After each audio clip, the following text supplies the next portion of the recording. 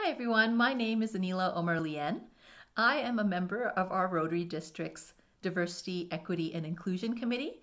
I'm also a member of Rotary Millennial in Calgary, and in my day job, I am the President and Chief Executive Officer at the Center for Newcomers. So today I'm going to talk to you a little bit about a tool that we use at the Center for Newcomers as part of our cultural competency training. So typically the training lasts 6 hours and we do it over the course of a day. So I'm going to attempt to just do one tool with you today that will hopefully only take a few minutes to be able to explain. And my hope is that through this, we'll be able to answer some questions for you around some of the things that we hear at the Center for Newcomers quite often.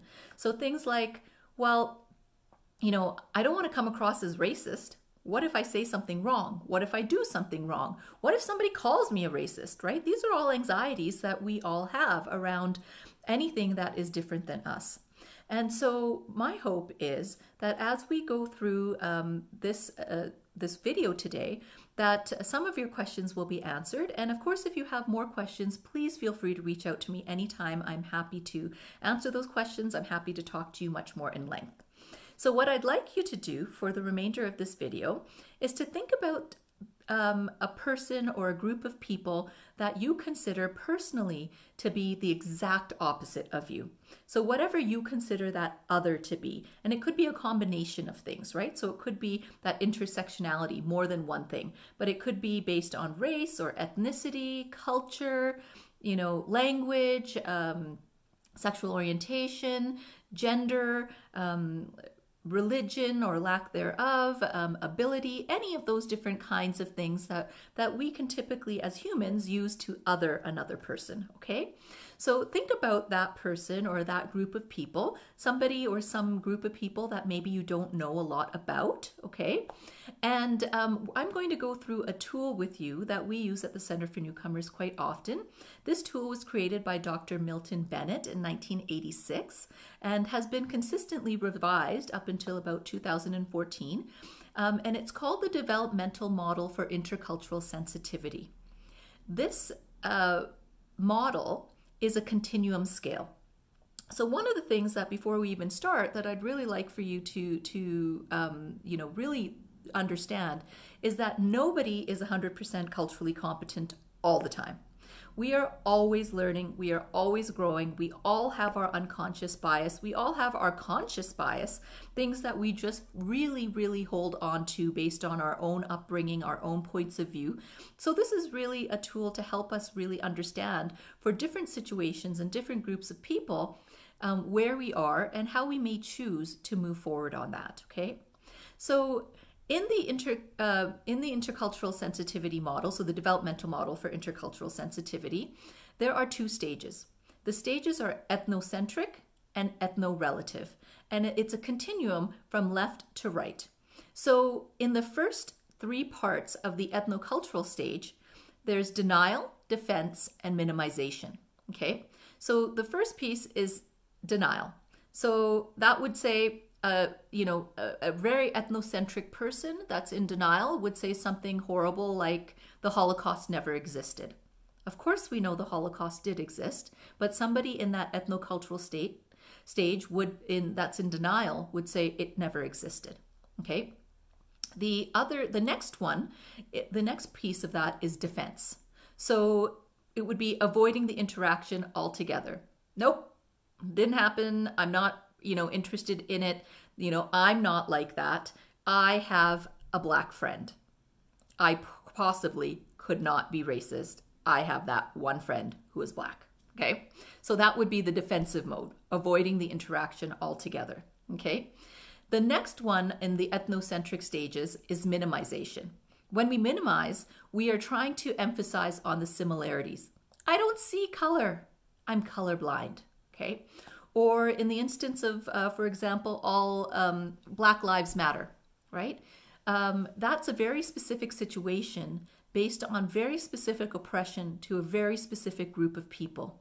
And to say that I'm not going to pay attention to Black Lives Matter and I'm going to turn around and say all lives matter is minimizing the situation and it is emphasizing on the similarities of humans, but it isn't actually helping the people that are oppressed. So it is still an ethnocentric stage of being. Okay. As we move on the continuum to the right, we go into the ethno-relative stages, and there are 3 stages there. Amongst the ethno-relative stages are acceptance, adaptation, and integration. So in acceptance, you start to recognize the patterns of difference. Oh, okay, I can see that because we come from different backgrounds and because we have different points, we would have different points of view on that.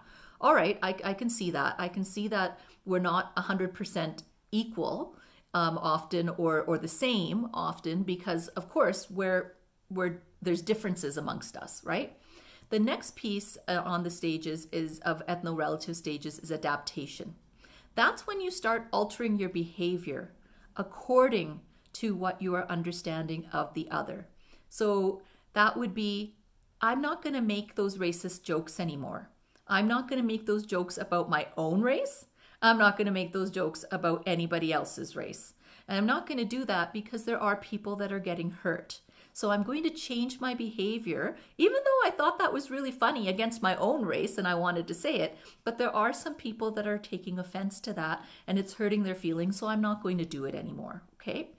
And then the last stage in the developmental model of intercultural sensitivity amongst the ethno-relative stages is way on the right, and that is the integration piece.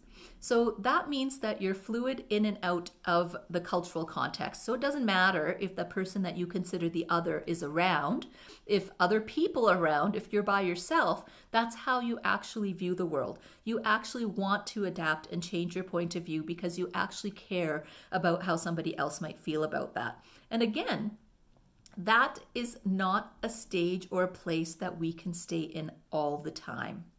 It is something that is very conscious. It is something that we all have to work on. It's certainly something I need to work on every single day, but it is something that is something to strive for. Absolutely. Okay. So as you go through that tool and you start thinking about your own life and situations that have happened in your own life, I'd like to leave you with a few questions that you could reflect on.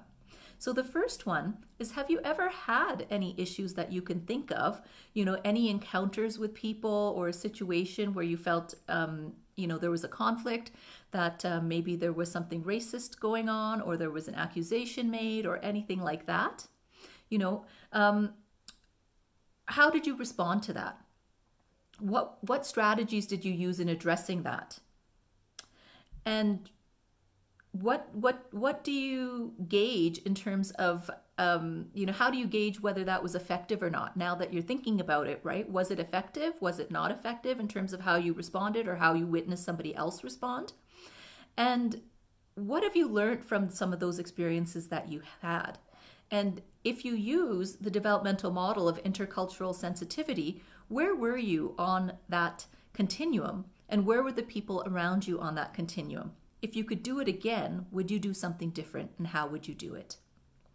So that is my video about understanding cultural competency and some ways that you can be reflective in terms of where you are. If you'd like some more resources, if you'd like to have some conversations around this, if you'd like to learn more, go through some more exercises or anything else, please do reach out to me. I'd be more than happy to talk to you. Thank you, and I hope you have a wonderful day.